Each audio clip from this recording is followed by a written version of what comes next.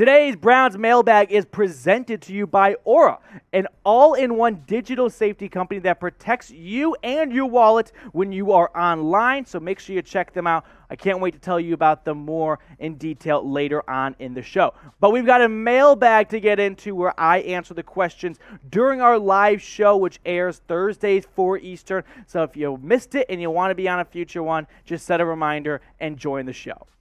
First question comes in from Scorpion. Browns, first off, love the show. Keep up the good work. Appreciate you, my guy. But what are your feelings on the whole Watson situation now? I mean, this is like the elephant in the room. It's very difficult to do this tango around it because, one, you've got the entire legal front of things here that's difficult to ignore because I feel like if you say one thing, you're going to upset half the group. If you say one thing, the other thing, you're upset the other half of the group.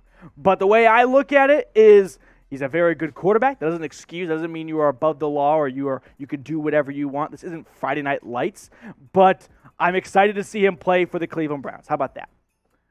Ricky Morrow with our next question. Browns run 60% of their plays, pass and run from the shotgun, pistol, true or false. So that's a good point, Ricky, because that's what Deshaun Watson did a lot of in Houston. In fact, it's kind of made me wonder, where does Nick Chubb kind of fit into that offensive scheme? It benefits Kareem Hunt a lot more. That's a little more what he did like when he was in Kansas City. 60%, I will go with, it'll be curious to see what Stefanski does because he's changing his playbook. But yeah, I'll say true. I'll go true. All right, Rick, you got me there. Put me down for a true. Question from my friend Easy Dinger. What will happen first? Nick Chubb runs for 1,500 yards or Watson throws for 40 touchdowns in a season? I think just because of the direction we're seeing the NFL go, I'll go with Watson and spraying the ball all over the place. So I'll pick Watson for 40 touchdowns. And like I just kind of mentioned, I'm curious to see what Nick Chubb's full role will look like in a different offense because he definitely benefited from having Baker run under center. We'll see how that looks with Watson. We got another question coming in from Dijon Lawton. What holes on the roster do you think is the biggest concern heading into training camp? There's two obvious ones, defensive tackle and wide receiver. Now, the Browns have a lot of faith in the wide receiver position. If Deshaun Watson is not going to play all 17 games, then I have a concern about Jacoby Brissett with that wide receiver group, right? I'm a little concerned if Brissett's number one target's Amari Cooper, and then it's like, well, we're banking on DPJ pulling up and looking like a wide receiver too. So I'm going to go with defensive tackle, but that could change quickly. We got Brady Morrison here. Speaking of fixing defensive tackle, sign Akiem Hicks. I like the idea. Now, I don't think Barry is in a rush to add a veteran defensive tackle. One, we can kind of learn from his tendencies early on in his career so far. Does he value the position all that much? Not really, right? He cut Sheldon Richardson. He went a little light and cheap on it with McDowell and Jackson last year, who were fine, and that was good enough for him, right? With the way Barry looks at the position is he's like, it's not at the top of my priority list. So I'm going to fix X, Y, Z, B, D, F, E, and G, and if I get to it and I've got enough money afterwards, then I'll address it with a fourth-round draft pick, if we're talking like draft capital, for example. So if Hicks wants to come over for close to veteran minimum contract because he wants to be a Brownie, yeah, I'm all for it. I would love to see that happen. This question comes in from AC/DC, Steven Tyler, Aerosmith. Steven Tyler, could you think of any surprising cut candidates? It's a good question. There's not really a big one because usually when surprising cut candidates happen, it's because they're a little older and they got a contract from the last GM who isn't here anymore, so not very attached to him. So I'll exclude Baker from this. What about Taki? I don't find it very likely, but I do wonder if Joe Woods has something in mind of how he wants his defense to look. And it includes a lot of Anthony Walker and JOK, and then maybe Tony Fields and Jacob Phillips finally look like the guys we're all kind of hoping them to be. And then they start going, ooh, where's the role for Taki? There's not really a big one. Also, we have 5 running backs, right? We have Nick Chubb, Kareem Hunt, Dearness Johnson, Demetric Felton, and Jerome Ford. We don't want to put any of those guys on the practice squad because another team could steal them. So we're going to roll the 5 running back room, and that's going to cost someone a job at the linebacker room, and maybe it's a guy who just doesn't fit the scheme very well. But Who do you think the most underrated player on this Browns roster is? I'll put my vote in for Grant Delpit. This was a second-round pick who unfortunately lost his rookie season after a ruptured Achilles, but he looked pretty damn good last year, and I'm hoping to see him really take off in year 2/3. This next question comes in from Master Desk 326. You know it's funny when the producer starts laughing before I even read it. Hot take. The reason why we have 5 running backs on our roster is because we will run the quad option a lot. Hot take from Master Desk. No, I don't think so. You know what let me tell you what the quad option is. All right, the quad option is something a high school runs when they have no good players, and they're just like, let's never throw the ball once, and let's just hope we can do like a mirror house in the backfield and confuse the opposing defense. I'm very curious to see how the 5 running back room shakes out, but yeah, I don't see a quad option in the cards. This next question comes in from an MVP of the show, my guy Ryan. How excited are you compared to the 2021 offseason? I was pretty excited last offseason.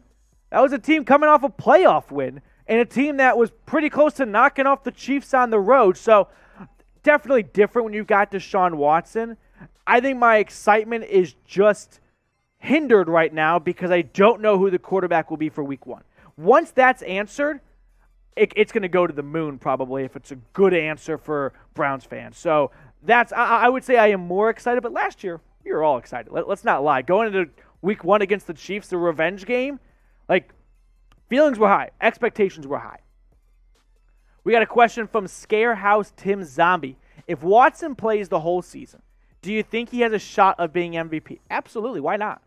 Now, the MVP award is like 3 prongs, I'll say. At this point in NFL, you got to be a quarterback. So, boom. If you're Watson, you check that box. That's just the way this league is going to work. 2, you got to be on a good team. You're not going to find many MVPs on teams that don't make the playoffs. Okay? And 3, you got to have an awesome season, which Deshaun Watson led the NFL in passing the last time he played. So you take those kind of stats and you put it on a playoff team, especially on a team that's never seen a ton of success lately, it's going to look a little sweeter. You know what I'm saying? Like if Deshaun Watson was doing that on a team like, say, I don't know, the Patriots, where it's like, oh, well, they've always had a good quarterback. Like, you know, but with the Browns, like, whoa, we've never seen the Browns play at this high of a level. It's got to be Watson for MVP. So since we're talking about potential MVPs, what's your bold prediction for the Browns in 2022? The bolder, the better. Let me know what it is down below in the comments section. My bold prediction, I'll say the Browns go 5-1 in the division. Sweep the Bengals, split the Ravens, sweep the Steelers. This question comes in from Austin Mike. What's going to happen with Demetric Felton? Will the Browns take 5 running backs on this roster? It's a good question, Austin, because it is a little interesting. Now, they might put Felton on the practice squad or Jerome Ford on the practice squad, but they're open to be, you know, like swiper, no swiping, taken from another team and put on their roster, because I bet Felton and Ford could make a lot of other teams' rosters. So I ultimately think all 5 of these guys make the roster, and another position group is robbed because of this. Now, Felton was working out with the running backs at OTAs. So there was some thought that maybe he'd be transitioning to like a wide receiver gadget, sort of like Akiem Grant, but it hasn't looked that way early on. It's still early, though, so we'll have to wait and see. But my gut tells me all 5 of these players somehow are on the roster one way or another.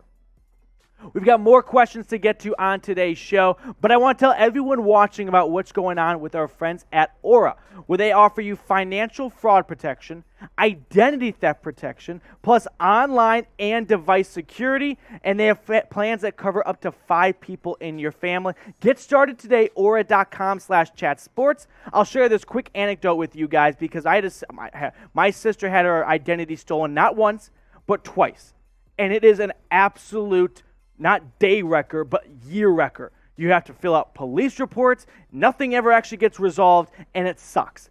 Don't let that happen to you. Get started today.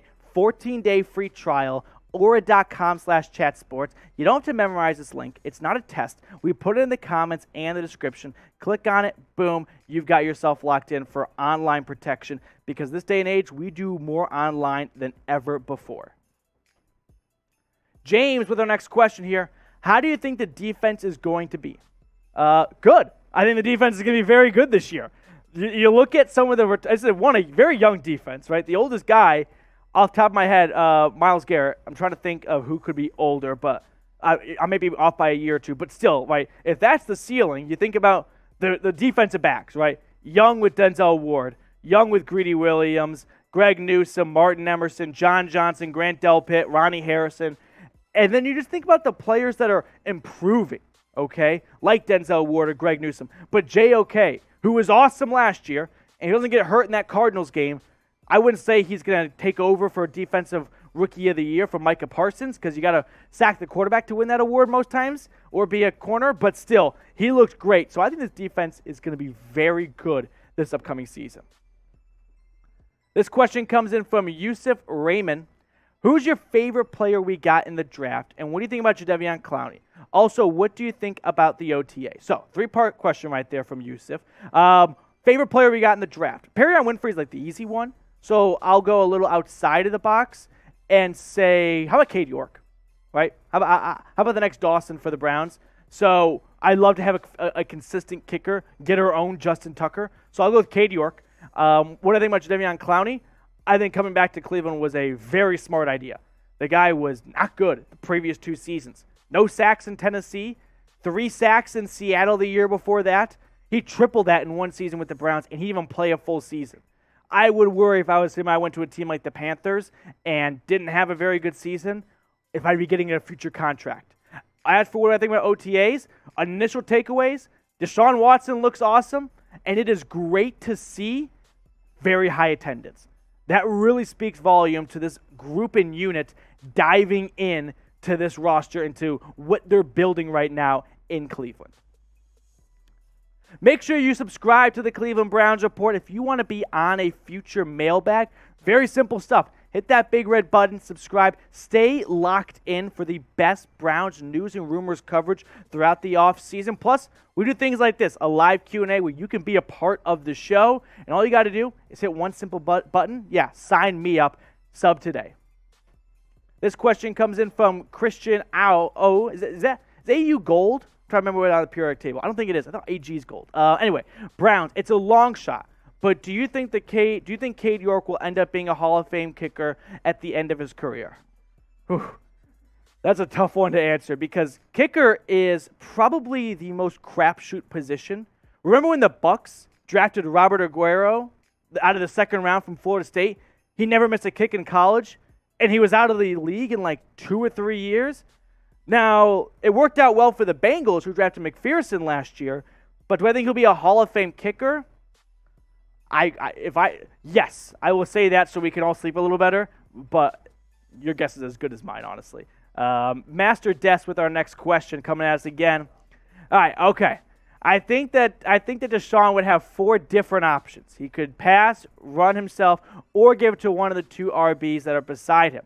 Was it a hot take? Because I don't know why we have so many. Okay, I thought you were thinking more of like a wing T offense, like a wishbone, and just putting a bunch of RBs in the backfield. Okay, so yeah, Deshaun Watson can absolutely utilize his legs.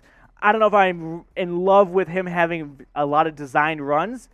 You just know that the lifespan of running backs, look how quickly Cam Newton rose and fall. But his offense is going to be awesome. Yeah, he could pass. Maybe he can catch. I don't know. Sam Darnold, he caught a pass. Daniel Jones, he had a nice catch. Brett Favre caught his first pass, or first playoff pass, something like that. Nick Foles, yep, bunch of good receiving ones. Here's a fun fact for you guys. This is really unrelated. Odell Beckham Jr. has more 40-yard passes than Baker Mayfield had last season in OBJ's career. I think I remember that correctly. So we've really gone off the rails here, Master Des. I'm sorry. I hope I answered your question. But yeah, there's going to be a lot of good options for Deshaun Watson. Last question on the show as we try to bring it back in on course. What's the best sports movie all time? There's one answer. You can only say Miracle. Otherwise, you're a cop. It's Miracle, all right? So we've got a couple of chat sports debates going on in the office. Help us settle this one. What is the best sports movie all time? I'm putting my vote in for Miracle. I've memorized the speech. We can do it later if you guys ask enough, but I go with Miracle. Appreciate everyone for tuning into the mailbag, and I'll see you guys later with more Browns coverage.